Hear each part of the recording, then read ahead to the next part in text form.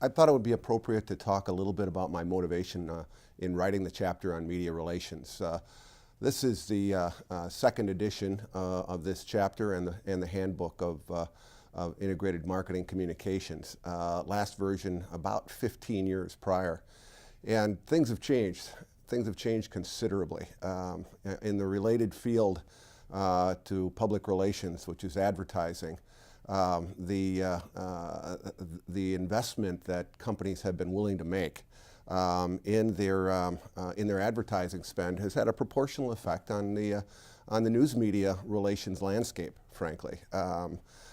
Yes, a Chinese wall exists between advertising and editorial at most major media and most publications, but candidly, that Chinese wall is changing considerably as journalists are born out of virtually many other professions, and with the advent of the digital and social media space and the blogosphere, the landscape has changed considerably, and so much as anyone can be a journalist today. May not have the credibility of a major medium or publication, but the reality is there are many people who are journalists today who may not have backgrounds in journalists and who may not have the backdrop of an institution backing them. And as a consequence of that, the relationships that companies and institutions make with the news media is changing. It's changing virtually daily. It's changing to one of a much broader sphere of influential media, more difficult to track and determine who the most influentials are. Perhaps a little harder to ascertain who's driving the conversation, who's leading the share of mind or share of voice in the popular media. Having said that, many of the fundamentals that were born in this profession of media relations that go back to the 20s, 30s, and 40s still remain the same. And they are that relationships are very basic. And without it, it's very difficult. Without strong, solid relationships and understanding of how the media works, it's very difficult to be successful in media relations. And so the relationship component is still very, very pertinent. Now, it's harder to figure out where to build and develop those relationships, because on the one end of the spectrum, they may be with a major publication like the Wall Street Journal and a journalist employed there. On the other end of the spectrum, it may be with a blogger who in fact influences and drives publications or drives journalists in other media. So there's a broad reach of influence today, and a broader understanding of what it takes to drive share of mind, share of voice, to influence coverage of a company.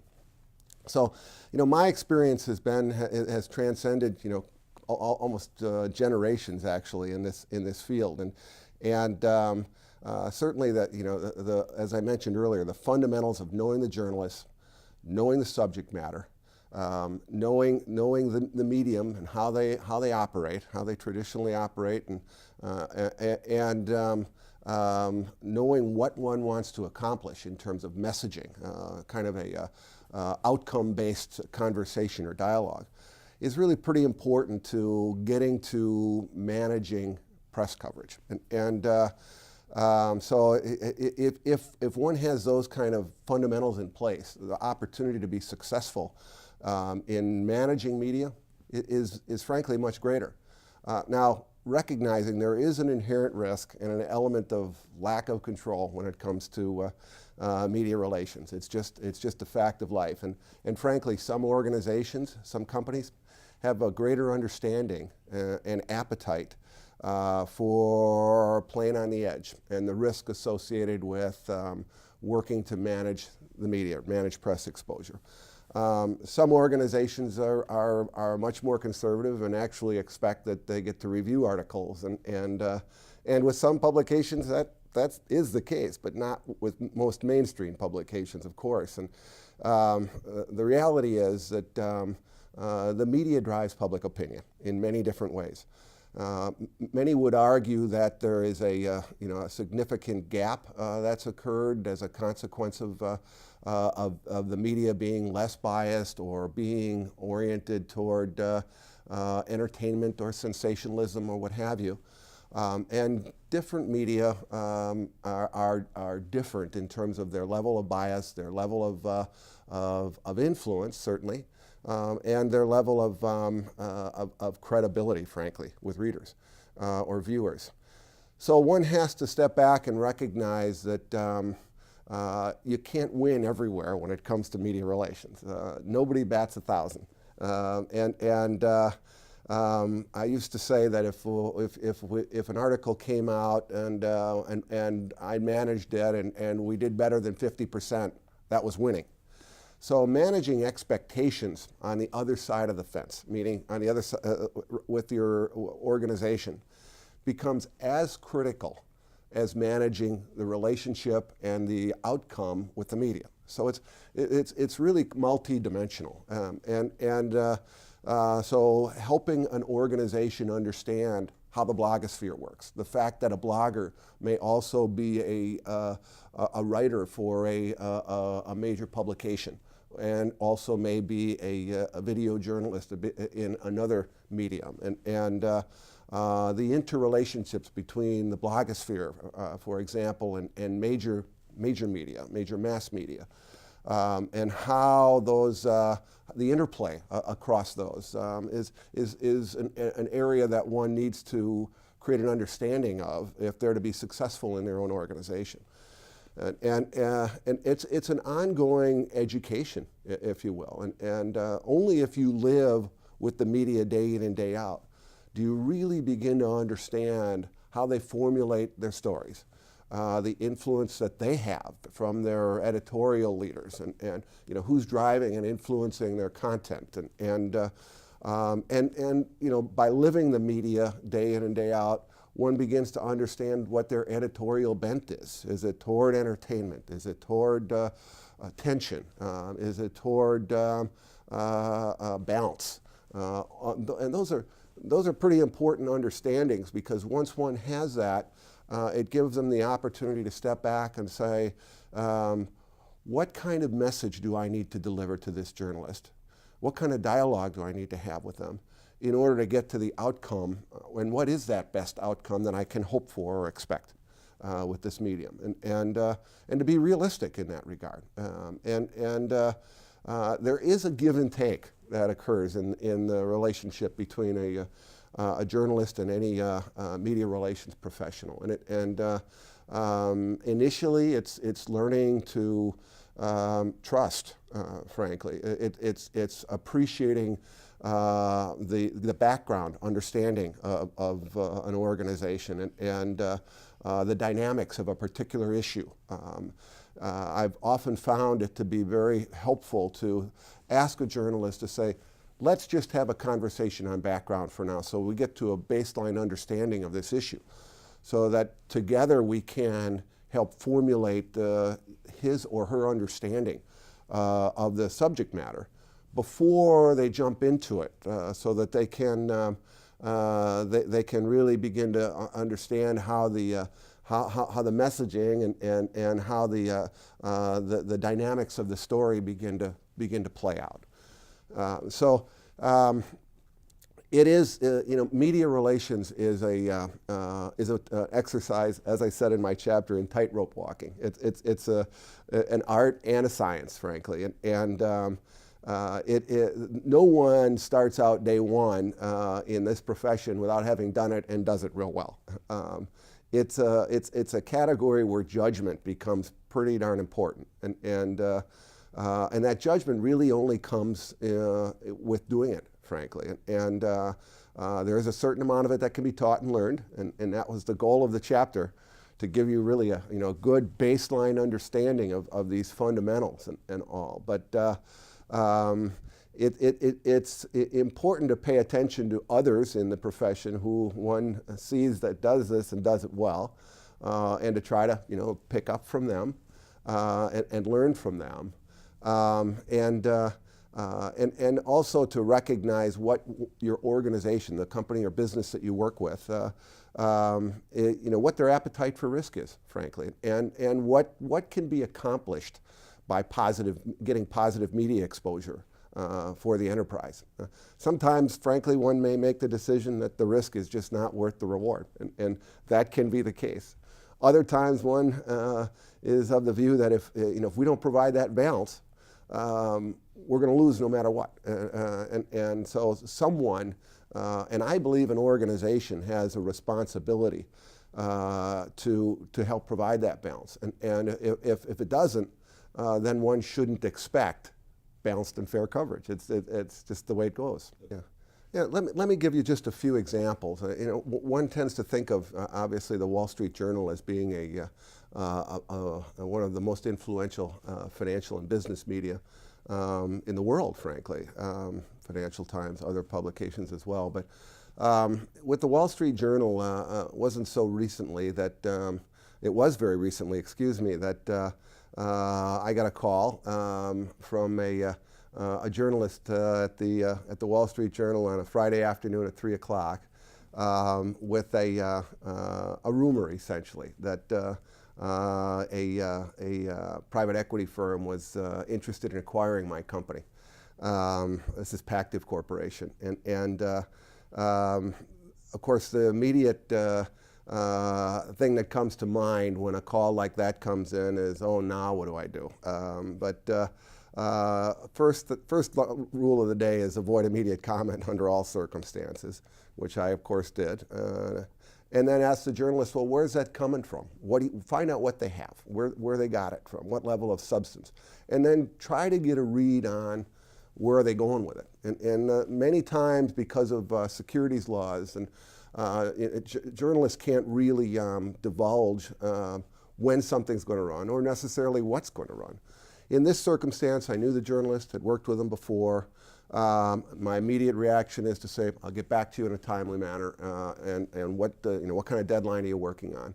So I pull back and have the conversation with my leadership at that time, and learned that some kinds of what was exactly going on. It's not one hopes that when you're in this role of the Chief Public Relations Officer that you know definitively always what's going on in your organization, but that's not always the case. Because there are private conversations that go on between the board and potential acquirers and things like that all the time. And if you were to be versed on that all the time, it would be, you'd always be in those conversations. In any event, I got back to the journalist and let him know that on that Friday afternoon, which one has to do, now remember they don't come out until Sunday, Sunday early in the morning, Monday morning actually, so they wouldn't put that to bed till late Sunday. So we had conversations back and forth over the weekend, and in that circumstance, you always lose if you comment, frankly, because it adds substance one way or the other by saying, no, there is nothing going on, or yes, there is. It's a bit of a no-win deal. So the rule of thumb is not to comment on that, but that doesn't mean one can't have background or off-the-record conversations. Somewhat risky, and so that's what I did. Ultimately, the article came out on a Monday morning, or actually I got it to my CEO about 3 a.m. on Monday morning, and the board was well aware of what was going on, and the journalist speculated that a private equity firm was looking to acquire the company. And how it played out was, and my main premise there was to push back on the journalist to make sure his sources were qualified, and more than one source, because he or she needs to understand that the implications of a rumor that is incorrect can run a company out into play inappropriately. So my pushback with the journalist was to make sure that they'd done their homework effectively. Now, this was a very qualified, credible journalist who had done so, had it on 2 or 3 sources, and ultimately it played out, and the company that was the private equity player that was the source actually couldn't come up with the money to buy the company, but it brought out other players, and the 4th one along did come up with the money to buy it.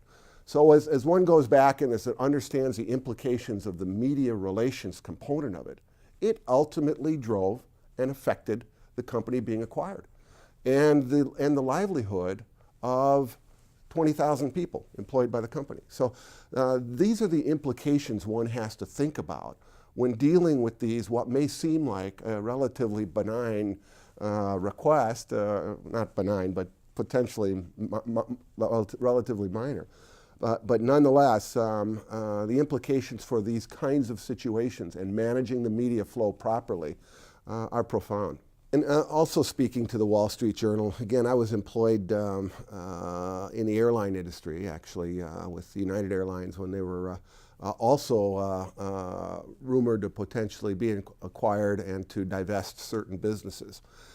And I had strong and I thought good relationships with the Wall Street Journal, including the journalist who was covering the transportation beat at the time, as well as the bureau chief in the Chicago metro area, which was where United's based.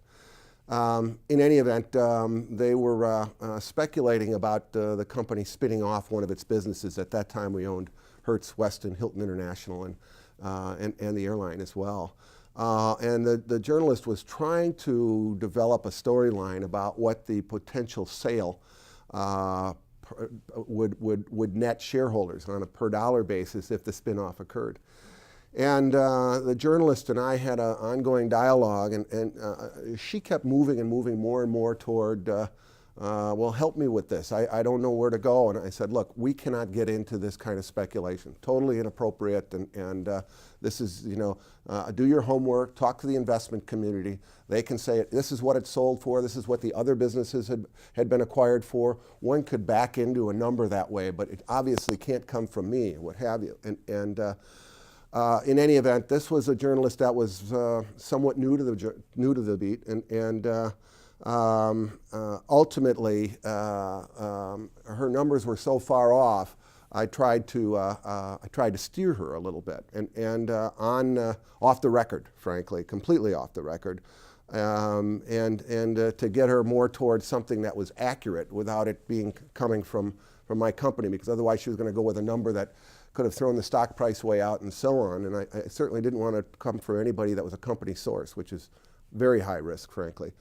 In any event, the journalist agreed that it would be, that she would qualify it from another source and that she'd follow up and all. In any event, I woke up the next day to find the paper in there with a quote from a spokesperson with that number associated with it. And yours truly was very concerned about, and this was early in my career, whether I'd indeed be employed there the following day. And what had happened is that journalist had gotten a call to go home with a sick child, and went home and left her notes on the computer, and the bureau chief came in and finished up the story.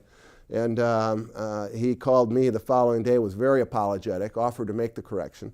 But of course, at that point, the lesson to be learned here is, while there is no such thing as off the record, it's practiced daily, but the risks are very high.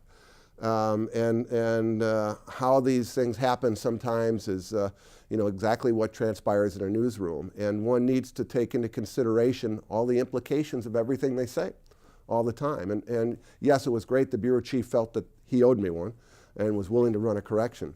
But of course, once something is in the paper and in the mainstream media, it lives on in infamy, and the databases are hard to get corrected, frankly. So again, the lesson to be learned here is that it is an exercise in tightrope walking, and if you don't have the stomach for risk, it's probably not a good place to play.